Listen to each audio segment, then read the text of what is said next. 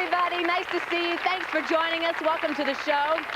Today on the program, we're going to be talking to former nerds. Now, you all know what a nerd is. Who can remember the pain of being picked on at school, being teased because maybe you looked or acted a little different than the other kids? Anybody was a former nerd? Yeah? What'd they say to you?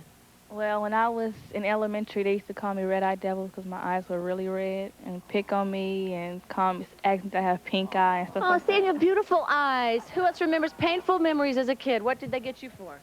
Well, I looked like a pipe cleaner, they told me. I was tall and skinny with long hair, and so I got picked on for being a pipe cleaner. A pipe cleaner? That's terrible. You got picked on, too? When I was in school, I was overweight, so they made fun of me for that, and they wouldn't talk to me, wouldn't eat lunch with me. And isn't it funny, we're adults, time goes on, we still remember the things that people said to us that really hurt. Well, my first guest today, when she was born, she says that even her mother thought she was really ugly, and her mother told her so. Now, in school, she was called hurtful names like monkey face and afro sheen. She even illustrated her feelings once in a book where she drew all the other kids laughing at her and taunting her. Well, no one makes fun of Liesa Show anymore. Check her out now. Hi, Liesa, welcome.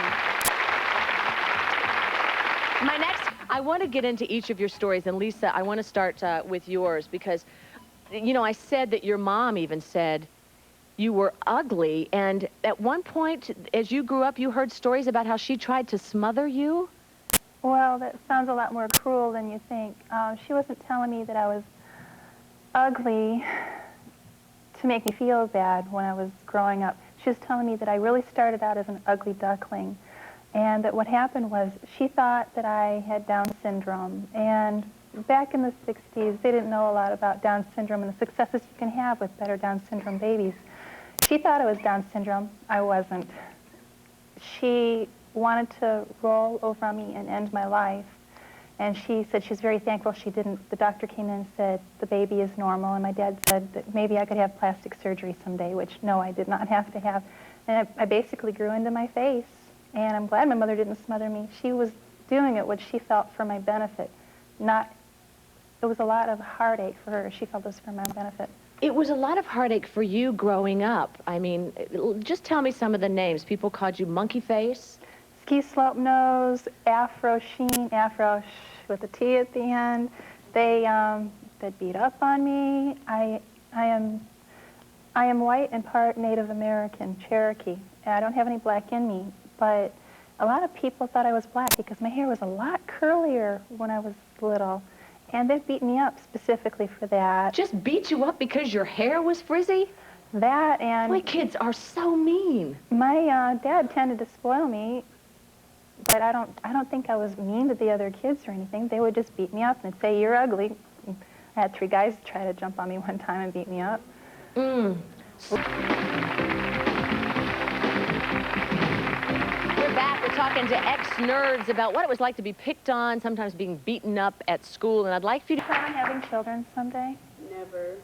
Well, You don't want to have kids? No. What if they come out geeky or something? Or a nephew, or anything. Or just somebody you care a lot about. Let's just say it was on the job and you get picked on someday. How are you going to feel? Well, and Liesa, how do you know that these people aren't going to be the person that's trying to save your life on an ambulance, possibly your daycare provider, your mechanic, your doctor? You don't have any guilt or any shame about what you do? No, it's my opinion. Everybody has their own opinion. Well, Liesa, talk to me about revenge. Well, when I was in 2nd grade, my teacher was so awful, and she encouraged a lot of beating up, or she actively didn't discourage it. I used to envision and daydream that her butt was mounted up like a deer head, and her dark. But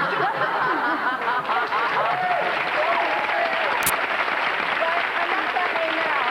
I have a lot more forgiveness in my heart, and my revenge now is not to even qualify that these people exist. I'm not going to name their names here on TV. I might name them afterwards.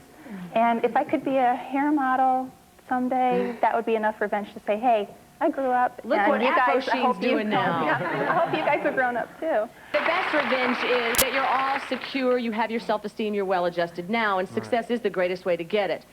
it's almost like, ironically, you can look at those people who taunted you and teased you and say, thanks a lot, because you gave me the fortitude to become the success that I am, to believe in myself. So it's interesting the way life turns around. You've all hit on some really good points, and it's just to your credit again for being willing to go public with your stories, share your pain, and explain how you've been able to move on and be productive and be secure and spread the word to other kids and to parents who are molding lives, because it's true, kids can be so cruel, and adults who were picked on as children for being awkward or different can never quite forget that pain. But the sweetest revenge for so-called nerds is to become like the members of our panel today.